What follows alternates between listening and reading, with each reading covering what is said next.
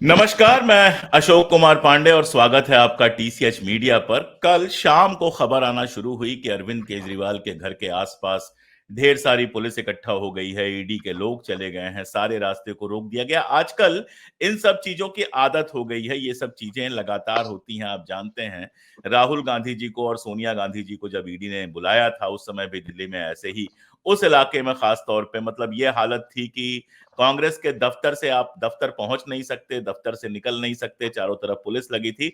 इस तरह के सीन आमतौर पर डेमोक्रेसीज में कम देखे जाते हैं विपक्षी नेताओं के घरों के आसपास, लेकिन आजकल ये सब बहुत आराम से दिखाई देता है। फाइनली जैसा लग रहा था शाम को, केजरीवाल साहब को गिरफ्तार कर लिया गया और वो खबर कि बांड किसने किसको दिए हैं, स्टेट बैंक ऑफ इंडिया जो पहले कह रही थी मैचिंग में 6 महीने लगेगा, वो सुप्रीम कोर्ट ने जब हड़काया, सुप्रीम कोर्ट ने जब आदेश दिया, सुप्रीम कोर्ट ने जब ऐसा करने को कहा, तो 4-5 दिन के अंदर ये सारी मैचिंग मैचिंग करा के उपलब्ध करा दिया गया। और वो जो डिटेल्स आई उससे साफ पता चल रहा है किसको कैसे कितना पैसा मिला है। कैसे, मैंने इसलिए कहा कि आपको पता है कि ईडी रेट्स की डिटेल आपको मिल जाएंगी, उनसे आप मैच करा लीजिए कि कब रेट पड़ी, कब पैसा मिला, वगैरह वगैरह। उस पर अलग से हम डिटेल में बात करेंगे। लेकिन केजरीवाल की गिरफ्तारी चौंकाने वाली भले नहीं हो, लेकिन फिर भी एक लोकतंत्र में थोड़ा सा आश्चर्यजनक इसलिए थी क्योंकि कुछ दिनों बाद चुनाव है और इस समय सब कुछ चुनाव आयोग के पास है। अब चुनाव के ठीक पहले केजरीवाल को गिरफ्तार करना, और एक चीज, एक अजीब सी बात है लेकिन यह है कि केजरीवाल साहब उन लोगों में से हैं जिन लोगों ने अपनी राजनीति की शुरुआत भ्रष्टाचार के खिलाफ की। कांग्रेस की सरकार थी, लगातार जंतर मंतर पर बने रहते थे और सबको गिरफ्तार करने की, शीला दीक्षित जो उस समय मुख्यमंत्री थी उनको गिरफ्तार करने की, सोनिया गांधी को, श्रीमती सोनिया गांधी को गिरफ्तार करने की लगातार बातें होती थी। एक ट्वीट थ्रेड आज वायरल हो रहा है जिसमें केजरीवाल जी पूछ रहे हैं कि भ्रष्ट नेता कब गिरफ्तार होंगे और सत्येंद्र जैन जी कह रहे हैं कि जब अपनी सरकार बनेगी, लेकिन हुआ उल्टा। सरकार बनने के बाद इस समय सत्येंद्र जैन जी, और जब मैं ये बात कर रहा हूं तो केजरीवाल साहब भी जेल में हैं। खैर, सबसे पहले हमने एक प्रतिक्रिया ली केजरीवाल जी की पार्टी, और जब ये आंदोलन चल रहा था, अन्ना आंदोलन, उस जमाने में विदेश से अच्छी खासी नौकरी छोड़कर आए थे दिलीप पांडे जी और राजनीति में सक्रिय हुए थे, पहले समाज सेवा में फिर राजनीति में। और उनसे हमने बात की, उनसे हमने पूछा कि इस गिरफ्तारी पर उनका क्या रिएक्शन है, उनका यानी उनकी पार्टी का क्या रिएक्शन है। सुन लीजिए, उसके बाद डॉक्टर राकेश पाठक से बहुत डिटेल में इस विषय पर बातचीत होगी। भारतीय जनता पार्टी के अपने राजनीतिक इतिहास में उन्होंने बहुत सारी गलतियां करी हैं, पर मुझे लगता है कि ईडी के जरिए अरविंद केजरीवाल जी को, देश के सबसे लोकप्रिय मुख्यमंत्री को गिरफ्तार करवाकर भारतीय जनता पार्टी ने अपने राजनीतिक जीवन की सबसे बड़ी सियासी भूल करी है। ये गिरफ्तारी सियासी से प्रेरित तो है ही, राजनीति से प्रेरित तो है ही, क्योंकि सैकड़ों गिरफ्तारियों और कुछ 1000 रेड्स के बाद अभी तक ईडी जो है, ना तो कोर्ट में ना तो पब्लिक डोमेन में किसी भी किस्म का प्रमाण, सबूत के तौर पे कागज का कोई एक टुकड़ा, चवन्नी तक की वसूली नहीं दिखा पाई है। कोर्ट भी पूछ के थक चुका है, लेकिन अभी तक 1 रुपए का प्रमाण कोर्ट में या कोर्ट के बाहर ईडी रख नहीं पाई है। तो दिक्कत यह है कि भारतवर्ष का इतिहास देखेंगे तो जो भी तानाशाह होता है, जिससे वो घबराता है, उसको वो जेल की सलाखों के पीछे डाल देता है। बिल्कुल यही रवैया अपनाकर बैठी हुई है केंद्र की सरकार अपने राजनीतिक अहंकार की संतुष्टि के लिए। और अगर भारतीय जनता पार्टी को यह लगता है कि अरविंद केजरीवाल जी को गिरफ्तार करके वो आम आदमी पार्टी को खत्म कर देगी, लोकसभा चुनाव जीत जाएगी, इंडिया गठबंधन के चल रहे कैंपेन को रोक देगी, तो वह गलतफहमी में है। उनकी गलतफहमी मैं दूर करना चाहूंगा कि एक समय तक तो व्यक्ति होता है, उसके बाद जब उसका कर्म उससे आगे चला जाता है तो व्यक्ति विचार बन जाता है। अरविंद केजरीवाल बिल्कुल वैसा ही विचार है। और हम कहना चाहेंगे भारतीय जनता पार्टी से, सत्ता के अहंकार में डूबी केंद्र की सरकार से, कि इधर आ सितमगर हुनर आजमाएं, तू तीर आजमा हम जिगर आजमाएं। हम भाजपा से कहना चाहते हैं कि उनके अन्याय के खिलाफ हम कल भी लड़ रहे थे, आज भी लड़ रहे हैं और आने वाले वक्त में भी लड़ेंगे। पूरा देश देख रहा है, दिल्ली और पंजाब देख रहे हैं, और आगामी चुनाव के अंदर देश की जनता अपने जनादेश से आपके राजनीतिक अहंकार से रंगे पुते चेहरे पर जोरदार तमाचा मारेगी। उन्होंने अपने तरीके से अपनी बात कही और वही कही जो एक्सपेक्टेड था। इस समय आम आदमी का कोई भी कार्यकर्ता इसी तरह की बात करेगा। राकेश भाई, स्वागत है आपका। इस पूरे घटनाक्रम को आप कैसे देख रहे हैं? क्या सरकार जो है वो अकेले दौड़ के रेस जीतना चाहती है? एक तरफ 400 पार का अहंकार, एक तरफ 400 पार का, बल्कि मैं कहूंगा 400 पार की घोषणा, जैसे कि चुनाव हो चुका है, रिजल्ट आ चुका है, उस तरह से पूरी पार्टी बिहेव कर रही है। और दूसरी तरफ लगातार विपक्ष के ऊपर हमले, कभी कांग्रेस का खाता फ्रीज कर देना, कभी आम आदमी पार्टी के नेताओं को गिरफ्तार कर लेना। कैसे देखते हैं आप इसको? टेक्निकल पहलू पे तो बाद में जाएंगे, पॉलिटिकल पहलू की बात करते हैं। आप इसको कैसे देखते हैं? अशोक जी, कल शाम तक बहुत सारे लोग, हम और आप भी शायद ये कहते और समझते रहे, और पिछले बहुत लंबे समय से हम ये बात कहते रहे हैं कि सरकार हेडलाइन मैनेजमेंट के लिए इस तरह के काम करती है। ऐसा लगा कि कल जब इलेक्टोरल बॉन्ड को लेकर पूरा चिट्ठा एसबीआई ने चुनाव आयोग को दे दिया और दिन में कांग्रेस की बड़ी प्रेस कॉन्फ्रेंस हो गई, वाकई में कम से कम मुझे अपनी 30-35 साल की पत्रकारिता के इतिहास में याद नहीं है कि वर्तमान कांग्रेस अध्यक्ष और दो भूतपूर्व अध्यक्ष एक साथ प्रेस कॉन्फ्रेंस करने आए हों। यद्यपि अपवाद ही है कि इस तरह से तीनों लोग सक्रिय हैं और मंच पर बैठने की स्थिति में। इससे पहले मुझे याद नहीं कि दो पूर्व अध्यक्ष और वर्तमान अध्यक्ष सक्रिय रहे हों एक साथ। लेकिन इतना बड़ा मामला कांग्रेस पार्टी लेकर आई, जो कि बहुत दिन पहले से पब्लिक डोमेन में था कि कांग्रेस के खाते सीज किए गए हैं, उन्हें चुनाव लड़ने जाने से पहले आर्थिक रूप से पूरी तरह तोड़ा जा रहा है।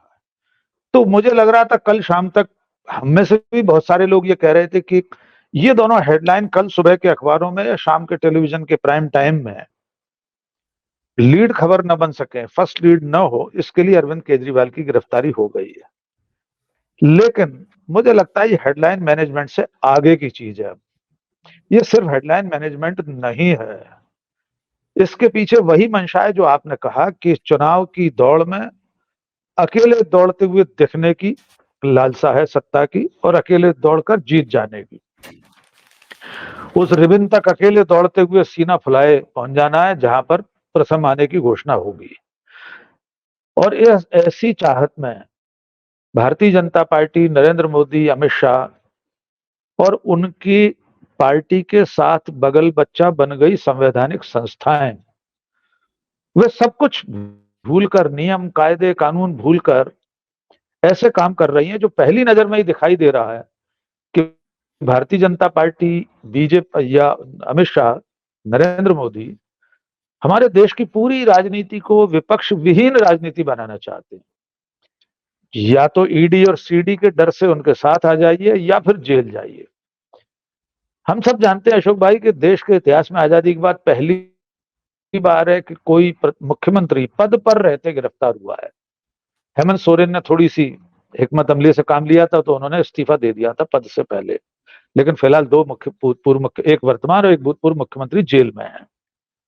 तो इसके पीछे असली मंशा तो यही है कि अपने जो धतकर्म है, अपनी जो कारगुजारियां हैं, जो इलेक्टोरल बॉन्ड के जरिए देश के और दुनिया के सामने आ चुके हैं, उस पर कैसे पर्दा डाला जाए, उससे बड़ी कोई घटना कर दी जाए। और अंतिम लक्ष्य यही है कि विपक्ष को पूरी तरह तोड़ दिया जाए।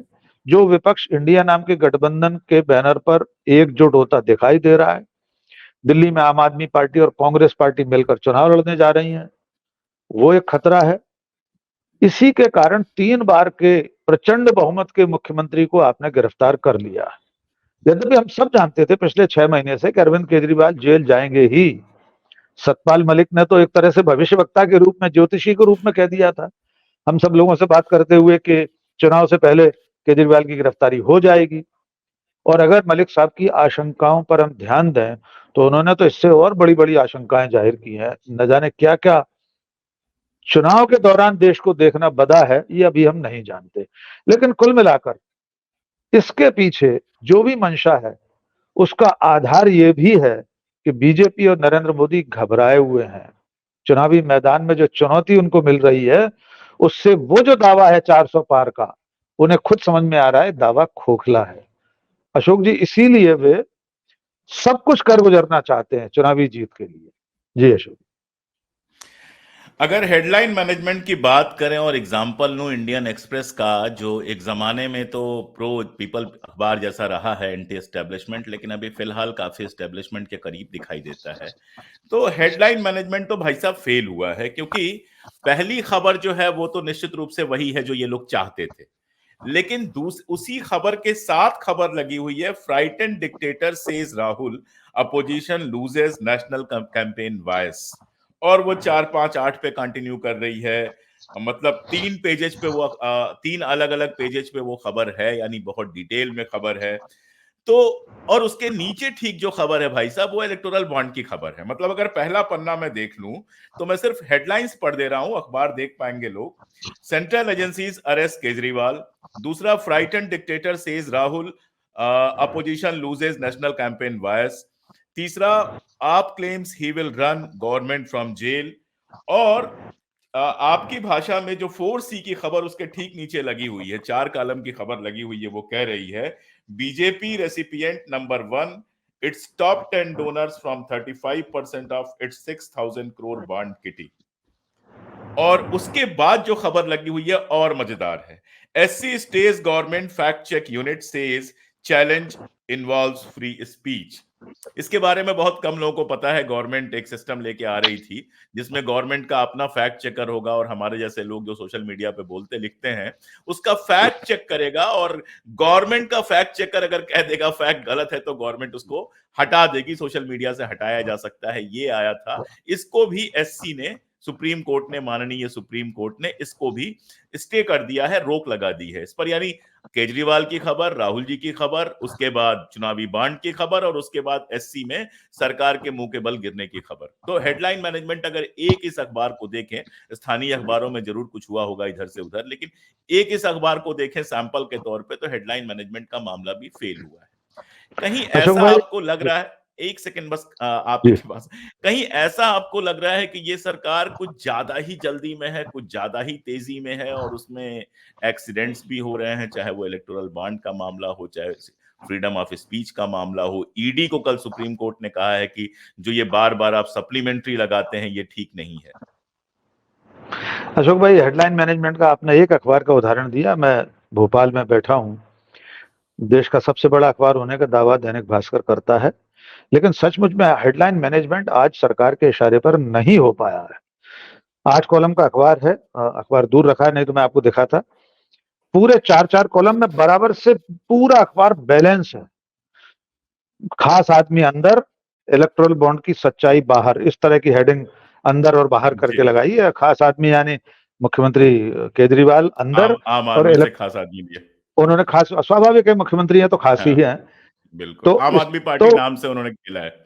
जी बिल्कुल, उसको मिलाया। तो अगर देखा जाए तो ये एक अच्छा संपादकीय निर्णय है कि देश की दो बड़ी खबरें बराबर से हैं। राहुल गांधी की प्रेस कॉन्फ्रेंस भले अंदर है, लेकिन इलेक्टोरल बॉन्ड वाला मामला तो बराबर से रखा गया है। इसके बावजूद मुझे लग रहा है कि अब सरकार के बस में नहीं रहा हेडलाइन मैनेजमेंट, क्योंकि मुख्य धारा के मीडिया और अखबारों के अलावा ये जो माध्यम है जिस पर इस वक्त हम बात कर रहे हैं, द क्रेडिबल हिस्ट्री को हजारों लाखों लोग देखते हैं, हमारी आपकी बातचीत को। इस पर अंकुश लगाने की जो तैयारी थी, आपने बिल्कुल ठीक याद दिलाया, हमने कल चर्चा की उस विषय की। हमारे दर्शकों के लिए थोड़ा सा आम भाषा में समझा देते हैं। जो आईटी एक्ट आया है उसके अंतर्गत कुछ नियम बने हैं, और उस नियमों के अंतर्गत भारत सरकार ने अपने पत्र सूचना कार्यालय, जिसको पीआईबी कहते हैं। अब पीआईबी का क्या काम है अशोक भाई, हमारे दर्शकों को बता दें। पीआईबी का काम है सरकार की उपलब्धियां, सरकार की योजनाएं, यानी केंद्र सरकार की। राज्यों में जैसे जनसंपर्क कार्यालय होता है, ऐसे केंद्र का पीआईबी है। उसका काम है कि सरकार की रीति नीति, उपलब्धियां, मंत्रियों की, प्रधानमंत्री की, विभागों की, वो अखबारों के जरिए, मीडिया के जरिए, चैनलों के जरिए, सोशल मीडिया के जरिए जनता तक पहुंचाए, ये उसका काम है। लेकिन सरकार ने उस आईटी एक्ट के अंतर्गत नियम बनाया, और उसमें इस पीआईबी को, इसकी एक यूनिट बना दी, फैक्ट चेक यूनिट। वो तय करेगी कि द क्रेडिबल हिस्ट्री पे अशोक पांडे जी और राकेश पाठक जो कह रहे थे उसमें ये बात गलत थी। अगले 2 घंटे में उनकी फैक्ट चेक यूनिट आपको एक नोटिस देगी और कहेगी ये वीडियो हटा दीजिए पूरी तरह से। और उसके अधिकार क्षेत्र में, उसके कार्य क्षेत्र में सोशल मीडिया के जितने औजार हैं, जितने प्लेटफॉर्म है, फेसबुक, ट्विटर, इंस्टाग्राम, व्हाट्सएप, हर जगह उसका दखल होगा। वो तय कर लेगी, वो आपसे ये पूछेगी भी नहीं है सही है गलत है। अगर मान लीजिए मैंने कह दिया प्रधानमंत्री तानाशाह, इतने से एक वाक्य पर ये वीडियो हमें हटाना पड़ सकता है अशोक जी, इसका उन्हें अधिकार होगा। और एक बात, ये सिर्फ हमारे और आपके ऊपर लागू नहीं होगा कि हम लोग पत्रकार हैं इसलिए हमारे यूट्यूब चैनल पर, हमारे फेसबुक, इंस्टाग्राम से हटाना पड़ेगा, ये सब चीजें। तो इस नियम के अंतर्गत सिर्फ मीडिया, प्रेस के लोग ही इसके दायरे में नहीं आएंगे। सोशल मीडिया इन्फ्लुएंसर है, बहुत सारे लोग हैं ऐसे। मान लीजिए श्याम रंगीला है, वो सटायर करते हैं, प्रधानमंत्री का भी कई बार वो उन पर कटाक्ष करते हैं। कुणाल कामरा है, स्टैंड अप कॉमेडियन है। कोई गृहिणी हो सकती है कि वो अगर अपना कोई रील बना रही है और उसमें अगर प्रधानमंत्री पर या सरकार पर खाना बनाने वाले वीडियो में उसने एक लाइन का तंज कर दिया, ये पीआईबी का फैक्ट चेक यूनिट उसको भी हटाने के लिए कहेगा, आपसे भी कहेगा, और उन प्लेटफॉर्म के जो नियंता है उनसे कहा जाएगा इसको हटाइए, डिलीट कीजिए। ये एक तरह की घोषित सेंसरशिप थी। कुणाल कामरा ने और एडिटर्स गिल्ड ऑफ इंडिया ने सुप्रीम कोर्ट का दरवाजा खटखटाया। मैं भी एडिटर्स गिल्ड ऑफ इंडिया का आजीवन सदस्य हूं और सुप्रीम कोर्ट ने उस पर तत्काल रोक लगा दी। कल पहले एक ही दिन हुआ था उस नोटिफिकेशन को। लेकिन सरकार की मंशा देखिए अशोक जी, सरकार हर तरह की अभिव्यक्ति की आजादी पर अंकुश लगाना चाहती है। ये हमारे संविधान के अनुच्छेद 19(1)(a) का ही उल्लंघन था ये कायदे से। तो कुल मिलाकर ऐसा लग रहा है, जो आपने कहा कि सरकार जल्दी में है, मुझे भी ऐसा लग रहा है कि भारतीय जनता पार्टी और नरेंद्र मोदी अंदर से घबराए हुए हैं। और यही घबराहट उनकी इस जल्दबाजी में दिखाई दे रही है कि सबको नेस्तनाबूद कर दो, सबको मिटा दो, सिर्फ हम रहेंगे, एक तंत्रात्मक शासन व्यवस्था रहेगी। जो कल मल्लिकार्जुन खड़गे जी ने अपनी प्रेस कॉन्फ्रेंस में इशारा किया कि दुनिया में कई जगह ऐसे भी चुनाव हो रहे हैं कि 90% लोगों ने एक व्यक्ति को वोट दिया, ऐसा दावा किया जाता है। बिल्कुल। बीजेपी के लिए तो वैसे भी उनकी आदर्श तो चीन की कम्युनिस्ट पार्टी है। राष्ट्रीय स्वयंसेवक संघ के पदाधिकारी तो चीन जाते रहते हैं, वहां की कम्युनिस्ट पार्टी के कामकाज को जानने के लिए। राम माधव गए हैं, खुद प्रधानमंत्री चीन के मुखिया से सबसे ज्यादा बार मिले आज तक। तो वे भारत में भी ऐसी ही व्यवस्था चाहते हैं, वन नेशन वन डिक्टेटर, एक व्यक्ति एक तानाशाह। ये सब कुछ जो हो रहा है, विपक्ष के सबसे बड़े दल को उसके गुल्लक पर ताला डाल दें आप चुनाव के समय, एक मुख्यमंत्री को जेल में डाल दें, दूसरे को जेल में डाल दें, तो कुल मिलाकर ये जो लेवल प्लेइंग फील्ड की बात होती है, समतल नहीं है। ये अखाड़े की मिट्टी एक समान नहीं है। एक तरफ सत्ता में बैठे लोग हैं जिनके पास सारी ताकत है, दूसरी तरफ वे पार्टियां हैं जिनके पास कुछ बचा नहीं है। वे किस तरह चुनाव लड़ेंगी? मुझे लग रहा है ये कुल मिलाकर अशोक भाई लोकतंत्र के लिए खतरे की बड़ी घंटी है। अब इसको लोगों को सुन लेना चाहिए। जी अशोक। इस बीच में हमारे साथ संदीप भाई जुड़ गए हैं। संदीप दीक्षित दिल्ली के पूर्व सांसद रहे हैं और कांग्रेस के बड़े नेता हैं। शीला दीक्षित जी के पुत्र हैं। ये परिचय इसलिए मुझे देना पड़ रहा है कि आपके साथ आपने जो सारा कुछ किया था उसमें शीला जी के साथ बहुत कुछ ऐसा हुआ था जिसको लेकर व्यक्तिगत तौर पे भी किसी को बुरा लग सकता है। और संदीप अक्सर आप पे बहुत आक्रामक रहे हैं। हमने उनसे कल अरविंद केजरीवाल की जो गिरफ्तारी थी उसके रिएक्शन पे पूछा। संदीप भाई का जो रिएक्शन है वो आप सुन सकते हैं। कल जिस तरीके से ईडी ने अरविंद केजरीवाल जी को दिल्ली में गिरफ्तार किया है, ये न केवल अलोकतांत्रिक है, ये मेरे हिसाब से किसी भी कानून के तहत ठीक नहीं बैठता है। आपके कोई केस चल रहे थे अरविंद केजरीवाल के खिलाफ, ईडी चाहता था कि उनके साथ तहकीकात में आए, बातचीत करने आए। आप कोर्ट में गए, कोर्ट ने कहा कि अरविंद केजरीवाल को आना चाहिए। उस प्रावधान को या उसका इस्तेमाल करके आप उन्हें बुलाते, फिर से वो नहीं आते तो आप कोर्ट से डायरेक्शन लेकर जबरदस्ती उनसे बुला सकते थे उनसे बातचीत करने के लिए। हमारे नेताओं को भी ईडी ने बुलाया था, खड़गे जी हों, सोनिया जी हों, राहुल जी हों, वो लोग गए थे, उन्होंने अपनी अपनी बात रखी। लेकिन आप बातचीत के पहले ही किसी को गिरफ्तार कर लें, और वो भी ऐसे रात को 9-10 बजे, कोई जैसे चोर दरवाजे से कोई जाता हो, ये कहाँ की सभ्यता में बनता है या कहाँ के कानून में बनता है? इसकी हम लोग घोर निंदा करते हैं। एक बात साफ दिख रही है कि जिस दिन से इंडिया अलायंस बना है उस दिन से नरेंद्र मोदी हमारे प्रधानमंत्री और उनकी सरकार, उनकी पार्टी बुरी तरह घबराए हुए हैं। आप देखिएगा, इंडिया अलायंस बनते ही जो उस समय ऐसे घटक दल थे जो उसमें आना चाहते थे अलायंस में या अलायंस में आ गए थे, उनके खिलाफ इन्होंने कई तरह की कार्रवाई की, कुछ लोगों को तोड़ने की कोशिश की, दुर्भाग्य से कुछ लोग टूटे, और जो लोग इंडिया अलायंस के घटक दल बनकर मजबूती से खड़े रहे उन पर ये लोग एक एक करके कार्रवाई कर रहे हैं। हेमंत सोरेन को गिरफ्तार किया, एक चुना हुआ पॉपुलर मुख्यमंत्री। पहली बार ऐसा हुआ है कि किसी पॉलिटिकल पार्टी के अकाउंट्स बंद कर दिए कि हम लोग कोई खर्चा ना कर पाए, और जबकि इनकम टैक्स के प्रावधान में पॉलिटिकल पार्टियों को कोई भी इनकम टैक्स देने की आवश्यकता नहीं होती है। ये कानून है हिंदुस्तान का, उसको बिल्कुल अलग रखकर कहते हैं कि कांग्रेस पर इनकम टैक्स के ये लोग पैसे लगा देते हैं और 20-20, 25-25 साल पुराने केस कांग्रेस पर ठोक रहे हैं, सिर्फ इसलिए कि अगर हमारी राजनीति नहीं बंद कर सकते तो पैसा बंद करके किसी न किसी तरह ये किस तरह चुनाव लड़ सकते हैं उसको बंद करें। और उसी तरीके से, क्योंकि आम आदमी पार्टी आज इंडिया गठबंधन का हिस्सा है, आम आदमी पार्टी पर वो कोशिश कर रहे हैं दबाव डालकर कि डरा धमकाकर अरविंद केजरीवाल को अरेस्ट कर वो आम आदमी पार्टी और इंडिया अलायंस को कमजोर करें। मैं ये कहना चाहता हूं कि इंडिया अलायंस को कोई कमजोर नहीं कर सकता है। जो घबराहट नरेंद्र मोदी में, प्रधानमंत्री में दिख रही है, 400 पार तो छोड़िए, ये 200 पार भी उनका जो है पसीने छूट जाएंगे इनको निकलने में। इतनी घबराई हुई, इतना तानाशाही सरकार तभी होती है जब उसको पता चलता है कि उसकी जमीनों तले, पैरों के तले जो जमीन है वो खिसक गई है। मैं घोर निंदा करता हूं इस गिरफ्तारी की, और ईडी से कहूंगा कि आप लोग एक आध दिन इनसे बातचीत करते हैं, उसके बाद उनको छोड़िए। कोई भी मुख्यमंत्री, कोई भी राजनीतिक नेता के लिए चुनाव के समय कैंपेन करना, अपने लोगों के बीच में रहना, पब्लिक में रहना लोकतंत्र के लिए एक बहुत महत्वपूर्ण चीज है। आप कोई ये क्रिमिनल होते, कोई आरोपी कोई होते, कोई इन पे सिद्ध हो जाता तो अलग बात है, आप उनको रखिए, आप उनको गिरफ्तारी करिए, लेकिन यूं बिल्कुल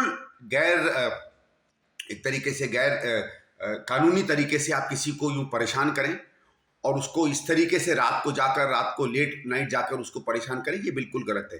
कांग्रेस पार्टी और पूरा का पूरा इंडिया गठबंधन इस पूरे मसले पर सरकार की इस हरकत का विरोध करता है, और हम लोकतंत्र के साथ और न्याय के साथ खड़े हैं। मैं तो राकेश भाई कहूंगा बड़े दिल का मामला है। जिस तरह से शीला जी को लेके बातें कही हैं अरविंद केजरीवाल और उनके पार्टी में, 3 दिन में गिरफ्तार कर लेंगे, चप्पल फेंकी गई थी उनके ऊपर, और ये सारा कुछ उसके बाद ये जो बयान है, ये कहीं ना कहीं ये भी बताता है कि इंडिया गठबंधन भी इस बात को समझ रहा है कि छोटी छोटी चीजों को अगर भुलाया नहीं गया और साथ मिलके आया नहीं गया, तो जैसा आप कह रहे थे कि लोकतंत्र के लिए ये एक बड़ा खतरा होने वाला है। मैं एक आंकड़ा आपको देता हूं, फिर अपन बात आगे बढ़ाते हैं। पी शरद चंद्र रेड्डी, जिनकी गवाही पर ये सारा हो रहा है खेल, पी शरद चंद्र रेड्डी को 10 नवंबर 2022 को शराब घोटाले में गिरफ्तार किया गया। 15 नवंबर को 15 नवंबर को अरविंदो फार्मा लिमिटेड, रेड्डी जिसके डायरेक्टर हैं, उसने 5 करोड़ रुपए का इलेक्टोरल बॉन्ड खरीदा। ठीक 6 दिन बाद 21 नवंबर 2022 को बीजेपी ने ये जो 5 करोड़ का बॉन्ड था उसको इनकैश कर लिया। जून 2023 में शरद चंद्र रेड्डी जो है वो सरकारी गवाह बन जाता है, और उसके बाद नवंबर 2023 में अरविंदो लिमिटेड जो है, अरविंदो फार्मा लिमिटेड, यानी शरद चंद्र रेड्डी जिसका डायरेक्टर है, उसने फिर से 25 करोड़ रुपए इलेक्टोरल बॉन्ड को दिए। यानी एक तरफ शराब घोटाले की बात है, दूसरी तरफ जिसकी गवाही पे ये गिरफ्तारियां हो रही हैं, जो सरकारी गवाह बन चुका है, वो कुल 30 करोड़ रुपए का इलेक्टोरल बॉन्ड बीजेपी को दे चुका है। मैं यहीं पर अपनी बात रोकता हूं आपके लिए। अशोक जी, पहले तो संदीप जी की बात को बढ़ाना चाहता हूँ। वाकई में ये बड़े दिल की बात है, ये बड़प्पन है संदीप दीक्षित जी का कि उनके साथ व्यक्तिगत भी, यानी उनकी मातुश्री के साथ, और उनकी अपनी मां समान पार्टी कांग्रेस के साथ, उनके साथ भी राकेश भाई, उनको भी किसी तथाकथित बस घोटाले में फंसाने की बात थी जिसमें कुछ भी नहीं निकला, उन्होंने खुली चुनौती दी थी।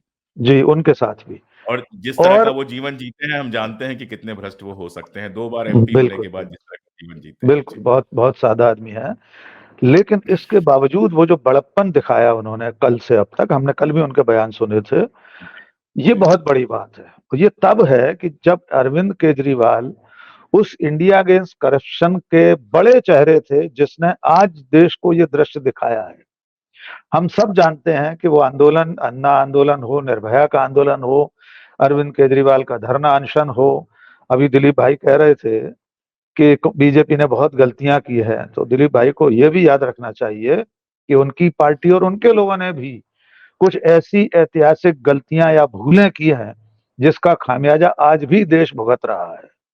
ठीक। भ्रष्टाचार के जिन आरोपों को लेकर इंडिया अगेंस्ट करप्शन ने आंदोलन किया, अन्ना हजारे आकर बैठ गए रामलीला मैदान में। उनमें से माफी मांग चुके हैं विनोद राय, तो बाकायदा लिखित माफी मांग चुके हैं। 2G 3G कोल स्कैम कौन सी ऐसी चीज है जो अदालत में साबित हुई या यूपीए सरकार के किसी को मंत्री को सजा हुई हो? ज्यादातर मामलों में तो बरी हो चुके हैं लोग।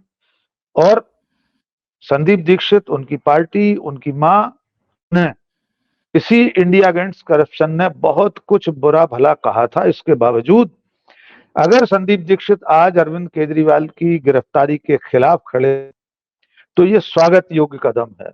ये इसलिए भी जरूरी है, वो जो नीति कथा है कि एक बाप ने अपने 4 बेटों के सामने 4 लकड़ियां बांधकर तोड़ने के लिए कहा तो नहीं टूटी, एक एक लकड़ी टूट गई। आज स्थिति यही है। उस नीति कथा का संदेश विपक्ष को समझना होगा। अगर ये लोग सब अलग अलग रहे, ये एक एक लकड़ी रहे तो टूट जाएंगे, क्योंकि सत्ता में जो बैठे लोग हैं उनके पास तोड़ने की बहुत ताकत है। सारी संवैधानिक एजेंसियां उनके पास हैं, सब कुछ उनके पास है। भारत का निर्वाचन आयोग है, ईडी है, सीबीआई है, आईटी है, सुप्रीम कोर्ट इस वक्त सबसे बेहतर काम कर रहा है, लगातार केंद्र सरकार को आईना दिखा रहा है। ऐसे मौके पर अगर ये लोग एकजुट नहीं रहे तो चुनाव में कैसे जाएंगे? इसलिए संदीप दीक्षित का ये बयान, और कांग्रेस का, राहुल गांधी ने भी देखिए खुलकर केजरीवाल का साथ दिया है, ये भी बहुत बड़ी बात है। राहुल गांधी और संदीप दीक्षित में भी कोई फर्क नहीं है। अरविंद केजरीवाल और उनके पूरे कुनबे ने उस वक्त सोनिया गांधी, कांग्रेस की सरकार, यूपीए सरकार, डॉक्टर मनमोहन सिंह, राहुल गांधी, किसके लिए क्या नहीं कहा था। और भी कई मुद्दे हैं पिछले 10 सालों के जिनमें केजरीवाल ने उस समय नहीं भाई साहब, मैं आपको याद दिला दूं, बस जोड़ दूं, आप उसको बढ़ा दीजिएगा कि जी गुजरात चुनाव हो, कोई चुनाव हो, हर चुनाव में इसी उद्घोष के साथ ये लोग जाते रहे कि कांग्रेस एक मरी हुई पार्टी है। आज वो मरी हुई पार्टी जिंदा होकर लड़ रही है। बिल्कुल, मध्य प्रदेश जैसे राज्य में पूरी आप 230 सीटों पर चुनाव लड़ाने आ जाते हैं, कांग्रेस को उसका खामियाजा भुगतना पड़ता है। 370 का मसला हो, 3 तलाक का मसला हो, तमाम केंद्र सरकार के ऐसे विषय हैं। धर्मनिरपेक्षता के मुद्दे पर अरविंद केजरीवाल ढुलमुल रवैया अपनाते रहे और कई बार तो वे उस पाले में खड़े दिखाई देते रहे हैं जिस पाले का सबसे बड़ा झंडा बरदार भारतीय जनता पार्टी नाम का संगठन है। इसके बावजूद राहुल गांधी या भारतीय राष्ट्रीय कांग्रेस उनके साथ खड़े हैं, तो इस बात का ध्यान केजरीवाल को भी रखना चाहिए कि चुनाव के समय अपने मतदाताओं, अपने संगठन, अपने कार्यकर्ताओं को सही संदेश दें कि अगर दिल्ली में लड़ रहे हैं 3 और 4 सीटों पर मिलकर, तो इतनी जिम्मेदारी जरूर लें कि वोट एक दूसरे को भिजवा पाए। यद्यपि इसकी गारंटी कोई नहीं ले सकता, वोटों का ट्रांसफर आमतौर पर नहीं होता है, पार्टियों के गठबंधन के बावजूद पूरा नहीं होता है, जितना भी हो जाए। तो ये जिम्मेदारी अब अरविंद केजरीवाल के कंधों पर ज्यादा है। कांग्रेस ने अपना धर्म निभा दिया है, लेकिन हम लोग एक पत्रकार के रूप में देखें तो ये बड़ी चुनौती इस वक्त, जो आपने कहा, लोकतंत्र के समक्ष खतरा है, निश्चित तौर पर खतरा है। और ये चुनाव ही निर्णायक साबित होने जा रहा है कि देश इस तरह की तानाशाही से के साथ चलेगा या समरसता के साथ, सबको साथ लेकर चलने वाला ये देश आइडिया ऑफ इंडिया के साथ चलेगा। उस आइडिया ऑफ इंडिया को ही तो खतरा है इस वक्त निजाम से। तो ये लड़ाई अभी चुनाव में और बढ़ने वाली है। और मुझे तो एक आशंका और है जो मैं अभी दर्ज करना चाहता हूं, अगले 1 आध महीने में 1-2 और बड़ी गिरफ्तारियां होने वाली हैं, ऐसा मुझे लगता है। वो कौन होंगे अभी हमें कहना जल्दबाजी हो जाएगी। जी अशोक। आज आप प्रेस कॉन्फ्रेंस में थे, कांग्रेस की प्रेस कॉन्फ्रेंस थी भोपाल में। क्या किस चीज की प्रेस कॉन्फ्रेंस कर रही है? सीटें तो अभी तक घोषित नहीं की गई हैं, फिर किस चीज की प्रेस कॉन्फ्रेंस थी? दिग्विजय सिंह की प्रेस कॉन्फ्रेंस थी, अकेले उन्होंने संबोधित किया था। कांग्रेस ने कल जो मुद्दा उठाया था उसके खातों को फ्रीज करने का मूल विषय वही था। दिग्विजय सिंह ने विस्तार से वो बातें दोहराई जो कल सोनिया गांधी, मल्लिकार्जुन खड़गे, राहुल गांधी और अजय माकन ने बताई थी। उनका कहना भी ये था कि सत्ता, बीजेपी, नरेंद्र मोदी विपक्ष का गला घोंटने पर उतारू है। लेकिन आज दिग्विजय सिंह ने, अशोक जी, एक बड़ी बात कही है, मैंने अभी ट्वीट भी किया है, आप देखिएगा। उन्होंने कहा है कि ईवीएम की गड़बड़ी तक हम लोग पहुंचने वाले हैं, और उन्होंने ये चेतावनी दी है कि जो लोग ईवीएम की गड़बड़ी में लिप्त हैं, यानी नौकरशाही और संबंधित तंत्र से उनका आशय था, वे लोग सचेत हो जाएं। एक न एक दिन वे जरूर पकड़े जाएंगे और उन्हें देशद्रोह के कानून के अंतर्गत फांसी की सजा होगी, ये कहा है दिग्विजय सिंह ने। ये बात सतपाल मलिक भी कह चुके हैं और कुछ कानून के और जानकार भी कह चुके हैं कि अगर किसी जी ने हमारी निर्वाचक प्रणाली में कोई गड़बड़ी की है तो वो देशद्रोह की श्रेणी में आता है और उससे फांसी भी हो सकती है कानून के प्रावधान में। तो आज दिग्विजय सिंह ने एक तरह से भोपाल से पूरे देश के उस प्रशासनिक अमले को संदेश दे दिया है कि आप अपनी भूमिका को साफ सुथरी रखना, आप किसी पार्टी, किसी नेता, किसी पक्ष में कोई काम करते हुए मत दिखना, क्योंकि अगर आप पकड़े गए तो कानून के तहत आपको फांसी की सजा हो सकती है। फांसी न भी हो, कानून में सजा तो मिलनी चाहिए। अगर कोई व्यक्ति हमारी पूरी निर्वाचक प्रणाली को ही प्रभावित कर रहा है, कोई व्यक्ति, कोई संगठन, कोई एजेंसी, तो निश्चित तौर पर उसे सजा होनी चाहिए। ये चेतावनी आज दी है दिग्विजय सिंह ने। टिकटों का हम लोगों ने सवाल पूछा था, हमारे साथियों ने, हम लोगों ने, वो एक तो उनसे पूछा गया कि आप कहां से चुनाव लड़ने जा रहे हैं। दिग्विजय सिंह ने बड़ा मजेदार जवाब दिया, जब राजगढ़ को लेकर सीधे पूछा गया, उन्होंने कहा मैं प्रदेश और देश कहीं से भी चुनाव लड़ने को तैयार हूं, पूरे देश में पार्टी जहां से कहेगी वहां पे चुनाव लड़ने को तैयार हूं, क्योंकि मैं कांग्रेस पार्टी का एक साधारण कार्यकर्ता हूं, ऐसा उन्होंने कहा है। मुझे लग रहा है आज शाम तक कांग्रेस की बाकी लिस्ट भी आ जाएगी मध्य प्रदेश में, जो अभी 19 सीटें बची हैं। जी अशोक। अब एक शब्द का एक जवाब चाहिए इस सवाल का और हम बात खत्म करेंगे। क्या राहुल गांधी गिरफ्तार हो सकते हैं आने वाले 2 महीनों के बीच में? जो आपने कहा, एक शब्द में जवाब चाहिए मुझे। देखिए, आपने राहुल गांधी की गिरफ्तारी को लेकर पूछा है, मैं इसका उत्तर एक लाइन में दूंगा, मोदी है तो मुमकिन है। तो मोदी हैं तो मुमकिन है। केजरीवाल जेल के अंदर है। इलेक्टोरल बॉन्ड का भूत अब पूरी तरह से स्टेट बैंक ऑफ इंडिया के केस से, पिंजड़े से बाहर है और असल में निर्णायक अब आप हैं, जनता है, लोग हैं। फैसला आपको ही करना है। एक चीज मैं जानता हूं कि जनता जब ठान लेती है तो ये तो लोकतंत्र है, बड़ी से बड़ी तानाशाही में भी तानाशाहों की सत्ता चली जाती है और जनता जब चाहती है तब बड़े से बड़े आरोप भी किसी को डिगा नहीं पाते हैं। केजरीवाल की पूरी गिरफ्तारी और उसके पीछे जो आईएसी का पूरा मूवमेंट चला है, अगर उसको लेकर आप सोचेंगे तो शायद आपको समझ में आ जाएगा कि मीडिया और बाकी लोगों के गठजोड़ से कैसे एक चलती हुई सरकार को फर्जी आरोपों में घेरा गया, उसे गिराया गया और परिणाम ये हुआ कि ये सारा कुछ करने के लिए जो लोग जिम्मेदार थे, वो लोग आज सीखचों के अंदर हैं। एक जिम्मेदार नागरिक होने के नाते हम इस बात का बिल्कुल विरोध करते हैं कि केजरीवाल या किसी सिटिंग मुख्यमंत्री को इस तरह से गिरफ्तार किया जाए, लीगल डिटेल्स ना जानते हुए भी। ये गिरफ्तारी हमें अभी पॉलिटिकल ज्यादा लगती है। आपको क्या लगती है? कमेंट में बताइएगा। चैनल से जुड़े रहिए।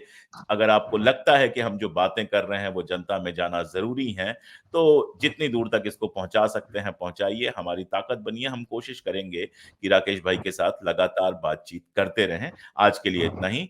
बहुत शुक्रिया।